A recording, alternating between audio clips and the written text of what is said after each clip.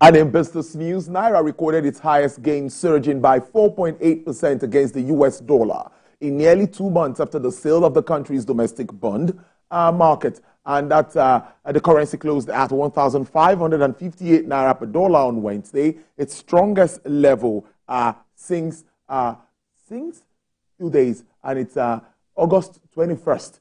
The appreciation came after Nigeria's first ever foreign currency domestic bond secured $900 million in subscriptions. The bond structure allows government to absorb oversubscription up to $2 billion program limit.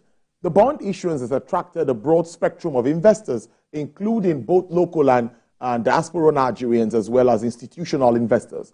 The Minister of Finance and Coordinating Minister of the Economy, Mr. Wale Edu, described the bond's success as a key milestone in Nigeria's efforts to promote financial inclusion and deepen economic growth. The federal government has unveiled the National Youth Skills Program, a transformative initiative aimed at addressing youth unemployment and equipping them for essential skills for the future. Minister of Youth Development, Dr. Jamila Ibrahim, said this at the unveiling of the program in Abuja. She said the program was developed to tackle unemployment and equip young people with employable skills. The minister said key goals are to reduce youth unemployment by 20% the next 5 years and achieve up to 50% increase in youth-led enterprise. According to her, the framework will allow the government to track key performance indicators, such as number of jobs created, the success rates of youth-led businesses, and the overall contribution to national economic growth. And the federal government has signed the Cape Town Convention Practice Directions in a move to reduce the cost of airline operations in the Nigerian aviation sector. The CTC Practice Direction was signed by Chief Judge of the Federal High Court, Justice John Kahemba Soho, during the stakeholders meeting of the Presidential Enabling Business Environment Council, chaired by Vice President Kashim Shettima at the Presidential Villa Abuja.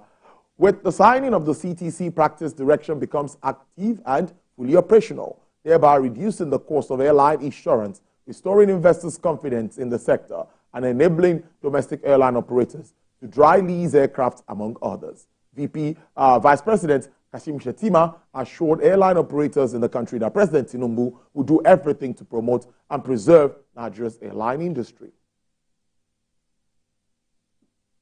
It is assured that President Bola Ahmed Tinubu is keenly interested in the promotion and preservation of the Nigerian airline industry.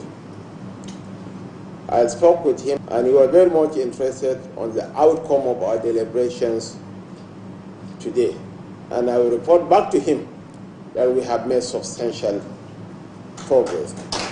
The present administration, headed by His Excellency President Bola Ahmed Tinubu, and will take all necessary measures, as painful as some might be, to protect, promote, project, and preserve the interests of the Nigerian nation.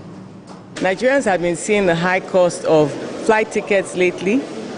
There are a number of factors, including forex and all that. But there's some regulatory and bureaucratic challenges. Because Mr. President is really committed to addressing challenges one by one, this is one of the fruits of what he has done. And I just want to thank Mr. President for his attention to ease of doing business and making sure that Nigeria is a progressively easier place to start and grow a business. It's never easy reforming, but that is the thankless job sometimes of a reformer. A message has been sent to the entire aviation world by President Ahmed Bola Tinubu that the Nigerian airline industry is good to go, that they should feel comfortable to deal with any airline. If you like, bring 100 planes into the country.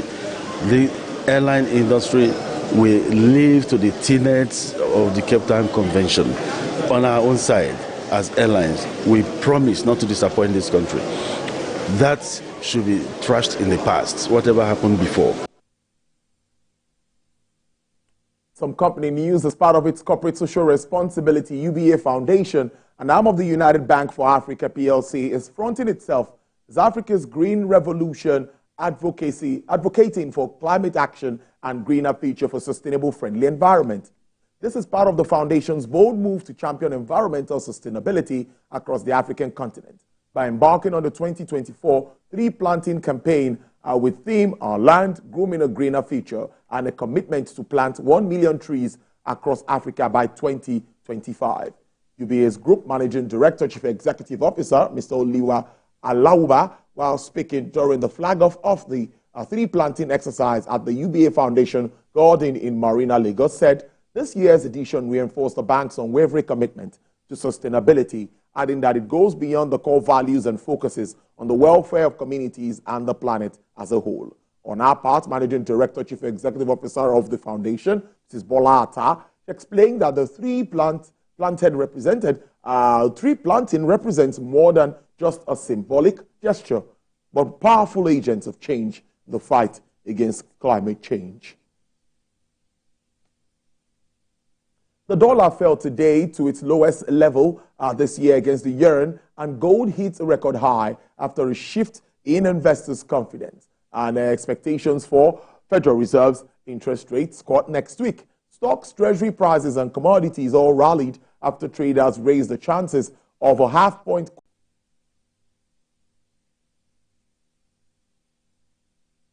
And let's take you to oil prices. Now, crude oil prices are tracked for a weekly gain, ending a 3-week losing streak, primarily due to Hurricane Francine's U.S. Gulf Coast production disruption.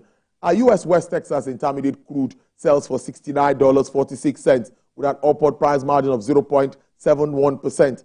Brent also experienced an uptick of 0.58% to sell at $72.39 per barrel. Bonny Lights fell to sell at $78.62 with a price decline of 2.84%.